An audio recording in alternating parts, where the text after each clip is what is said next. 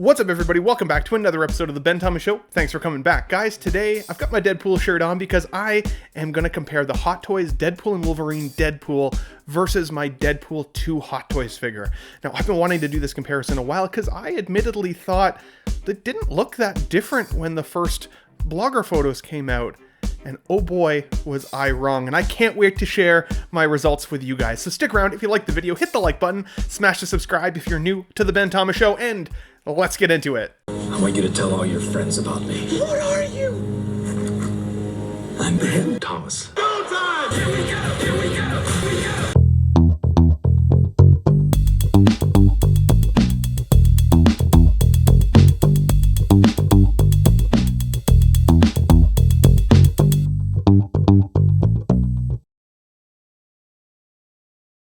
Okay, everybody, welcome back. So as I said in the intro, I'm shocked how much I like this new figure in comparison to my Deadpool 2 figure, and that's saying something because I loved the Deadpool 2 figure.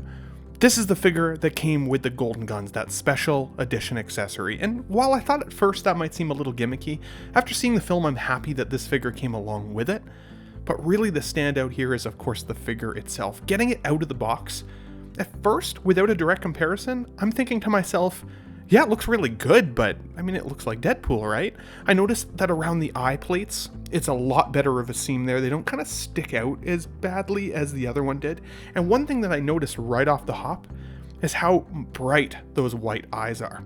Scanning down the body here though, it looks really freaking good. I love the suit texture. The material choice here feels really nice in hand, and I can already tell there's going to be some excellent flexibility there. I love seeing some of that battle damaged wearing on the shoulder pads there as well. That looks really good. And I like the tightness of the leather straps. One of my complaints with the Deadpool 2 figure was that the straps actually were a little bit on the loose side. And one thing I'm noticing right away is that these come with a wrist cuff that actually surprisingly cover that wrist peg joint. You can pull it down over top. Whereas the old figure, the figure hands often would kind of push themselves off in posing. Look at the bend here that I get at the waist right out of the box, so that's wild. Now, is there going to be creasing in the suit over time? Yeah, probably a little bit, but even with my Deadpool 2 figure, I posed the absolute heck out of that guy. And it held up beautifully. I never had any flaking or peeling like others had reported. The vibrancy in the color here really stands out as well. It's quite a bit more like cherry red than I was expecting. I like that these collars around the bicep also don't slide down. That was a pain point for me on the Deadpool 2 figure. They would constantly slide down past his actual elbow, and it drove me freaking nuts. But look at how bright the white eyes are. Once I show you guys what this looks like in comparison to the Deadpool 2 figure, just like you see here on the screen, it actually for me was mind-blowing the difference. Now, I'm not going to pull all the accessories out individually like other reviewers do. I'm going to put them on the figure, and I'm going to kind of show you a couple things that really stand out to me, including the guns, the swords, some of the comparisons to the older figure, because I was shocked at how different those accessories really are. Here's the new figure in hand, just standing by himself. Standing next now to the Deadpool 2 figure, immediately you can see the difference in both proportions, tightness of the outfit. I love the brightness of the eye plates. The eye plates sit in the head sculpt so much better. Quite a bit of difference here on the boots and the legs, both in the design and also what leg he actually has his knife on, which I thought was interesting that they changed that up. Beside each other, I think it looks fantastic. But let's take a look at the swords here, because I love that Deadpool comes with the swords. And one thing that I loved about the Deadpool 2 figure that actually is a bit of a knock against this new one is that even though these new swords have a little bit of gold tinge in them when you move them, they're plastic. And they feel like it. They feel kind of cheap, not gonna lie. Whereas the old figure, the Deadpool 2 here, had die-cast weaponry. He had die-cast swords, and you can feel it in hand. The weight there is so much better. These ones just feel flimsy and, yeah, cheap.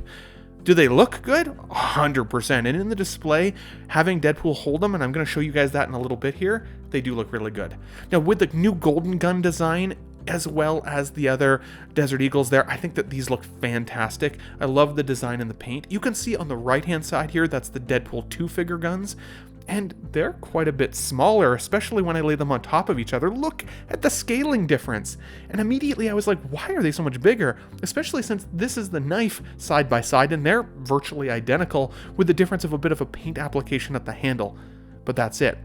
When you get it slotted into the figure though, and you get the guns in, look at how much more you can see the guns and the holsters on the Deadpool 3 figure in comparison to the Deadpool 2 figure. It's actually quite shocking, and the swords really pop on the back of the outfit. Now that's another nitpick that I had, and I'm going to share that with you guys shortly. But here's Headpool. I think this looks fantastic. I love that the jaw actually has a little bit of like articulation in there. It's creepy and weird, and I kind of like it. Now, is this my favorite accessory? No, definitely not.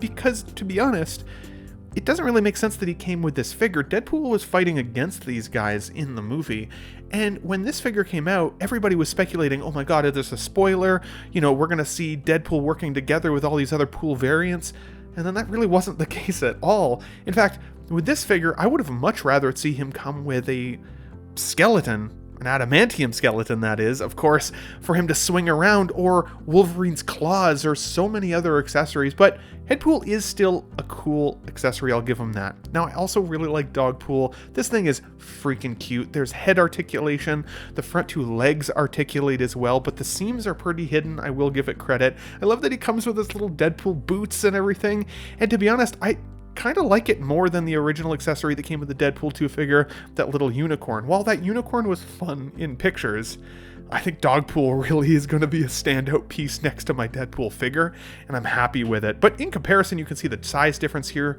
in terms of the accessory itself. The unicorn wasn't posable at all, it just stood prone, whereas the dog, you can do a little bit more with it there. In fact, I may even see what Babypool looks like on him here shortly as well. And that brings me to Babypool, because this carrier, from my recollection, doesn't even actually show up in the movie, and it's too bad because it's a really well done accessory. This is the kind of uniform accessory on the right-hand side that came with the Deadpool 2 figure. That's that training jersey, which I always loved.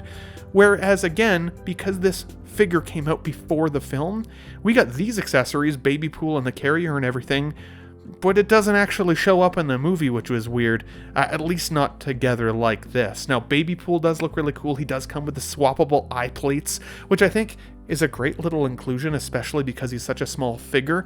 He really does feel like an extra figure in the display, I will give him credit, and he does have two little pegs in his hands that allow him to hold his baby bottle accessories, which is freaking hilarious as well. Up next to Dogpool, you can kind of get an idea of his scaling.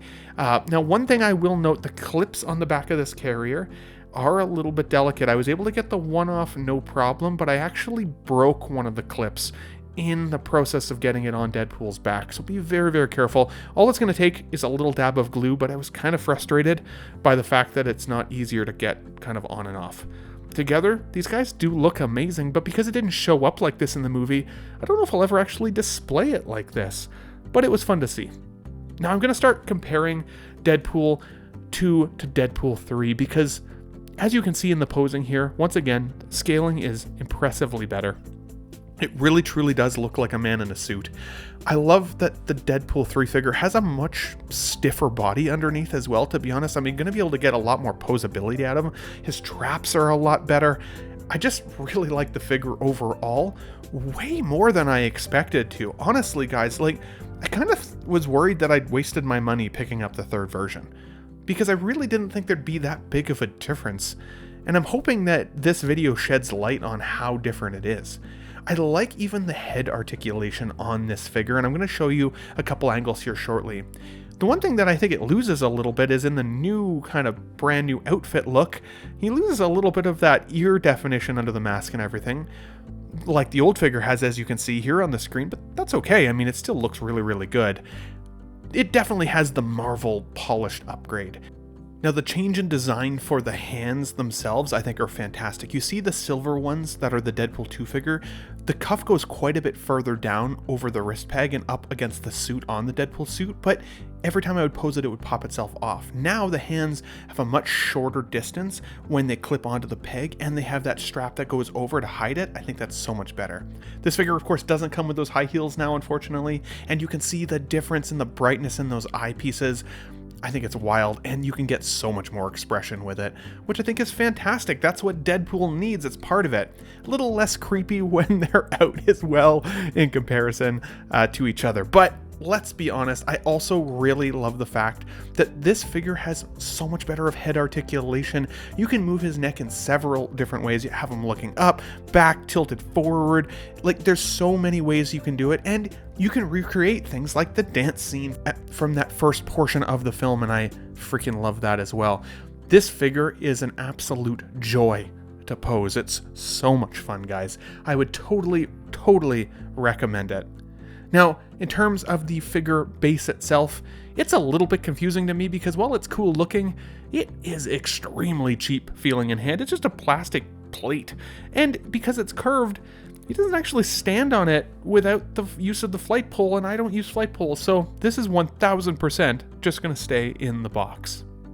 My final thoughts, though, on this figure, to be honest, it's the figure upgrade that I didn't realize I needed that I'm so happy I pulled the trigger on. I can't wait to play with this figure more and pose him more. It's so much fun. There's a couple nitpicks that I have.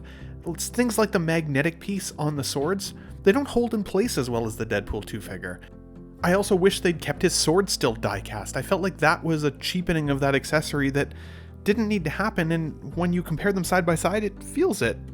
But overall, they're nitpicks. Guys, this is a significantly better figure than I expected it would be, especially in comparison. If you're on the fence as to whether you need this in your collection, the Deadpool 2 figure is certainly no slouch.